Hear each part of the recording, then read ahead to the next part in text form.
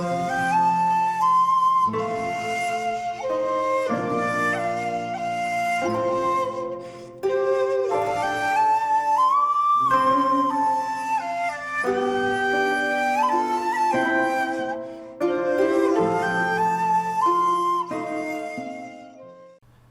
there, this is Claude Chabrol from Claude Chabrol Films, and welcome to part 12 of my Claude Chabrol series.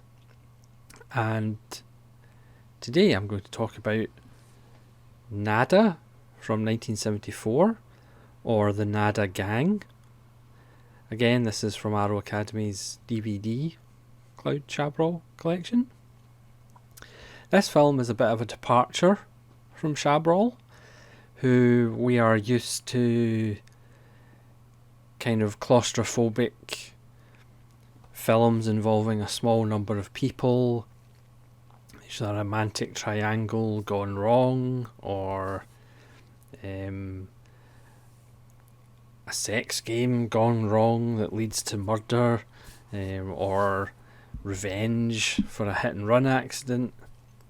They're generally small, contained, tense films with 2 or 3 people. This film is much broader, and it's kind of the biggest film as far as scope that Chabrol had looked at. It's based on a novel, and it's essentially about a group of leftist terrorists who kidnap the US ambassador to France. Obviously, France has always had a fairly tumultuous political landscape, and this is no different. In the 70s, there was a lot of strikes and protests, and the government was involved in shady dealings of one kind or another. Which government isn't though? This stars Fabio Testi, who is one of those famous Italian actors who's been in a load of stuff, but you probably couldn't name what he's been in. He had bit parts in Barbarella and Once Upon a Time in the West, and then he was in lots of Italian spaghetti westerns, and then lots of Italian police dramas in the 70s, and he's still working today. He's done lots of television. You probably might not recognise the name, but you'd certainly recognise his face. He plays a character called Buenaventura Diaz, who is a radical who's been globe-trotting and being in various protests and wars and terrorist activity around the world. And he falls in with a professor and 3 other people, and they form this Nada Gang, who are planning, obviously, to take the US ambassador hostage for 100,000 francs ransom. But they need a kind of expert in this field, so they track down an expert to help them out and to help them plan the kidnapping. And they decide the best place to get the US ambassador is a high-class brothel, which is obviously quite an amusing place to find a US ambassador, but not that much surprising. So, I mean, the film has some wonderful set pieces. There is a fantastic set piece on how they get guns for the job. I won't spoil the surprise, but it's a really unique and quite sweet way of how they get guns. The actual kidnapping is a great scene in the brothel. So they escape with the ambassador. It doesn't go cleanly, and they end up holed out in this farmhouse out in the country as the police and obviously the Minister for the Interior try and find them. There's also a subplot between the Minister and the Chief of Police, who they don't get on, and the Chief of Police has stepped out of line before and, is quoted as saying he would just put leftists and terrorists up against the wall and shoot them. So I mean, the film is essentially about the differences between extremist terrorists, or if you view them as terrorists, and extremist governments. Is there any difference? I mean, obviously the clue's in the title of the film. So it ends up, there's a siege at the farm.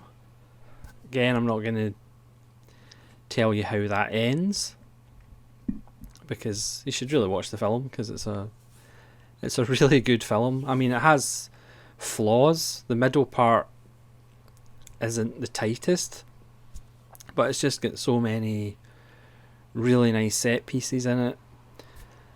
So the siege happens at the farm. Somebody gets away, and that leads to the Minister essentially scapegoating the Chief of Police and saying, he might go to Africa for a while. Obviously not in as polite dialogue as that. It should be noted that the professor, who was part of the group, he kind of chickens out, and he's kind of left as the bait for somebody who gets away from the farm. And again, that's a really nice scene how that ends as well. One of the issues with the film is the tone. It has a kind of deadpan humour to it. I think Chabrol is obviously quite cynical about it. It's his most violent film. There's scenes that are actually quite brutal, including some innocent rabbits who don't meet a good end. But again, it's got this deadpan humour, a kind of black humour to it, because again, it is essentially saying, somebody makes a speech about how, extremists and, corrupt governments, is not really that much difference between the two. They both do reprehensible things, and it doesn't really change much. One of the other items of interest is the score, which throughout the film is fairly standard for a kind of actioner, but the title music, the credit music for the beginning and the end of the film, is really strange, because it's kind of this upbeat kind of march music, but it also kind of has a kind of comical aspect, which is obviously in direct opposition to the content of the film, which again at times is violent and brutal. But again, it's just Chabrol having like a little laugh essentially at these people, because you do get the feeling that Chabrol views the extremist terrorists and the government with the same kind of cynical view. It's well acted. The group of leftists that kidnapped the ambassador, None of them have criminal records, so they're all off the grid. Obviously, apart from Diaz, who has a history, but he has many different names, and also the kind of expert that they draft in, he has lots of pseudonyms as well. But the actual core of the Nada gang are essentially nobodies. They don't have a past. Granted, their past kind of catches up with one of them, and therefore that's how they find the farm. There's a couple of familiar faces. The two clowns from one of the earlier Chabrol films turn up as thuggish police officers, and there's also the actor who appeared in This Man Must Die, and another couple of Chabrol films turns up. But this is the first time Chabrol doesn't really go with his regulars. And again, if you're keeping count at home, there's nobody called Charles, there's nobody called Hilton. So this is really the first time that Chabrol, certainly in this series of films, out of these 12 films that I've done on Chabrol, they kind of steps out from the usual murder, mystery, revenge, lust triangles. This one is a much wide open canvas. It's a really good film. It's really enjoyable. Again, the middle section could have perhaps been tighter, but I think the point that he makes is a clear one and a valid one, and it has kind of really nice set pieces.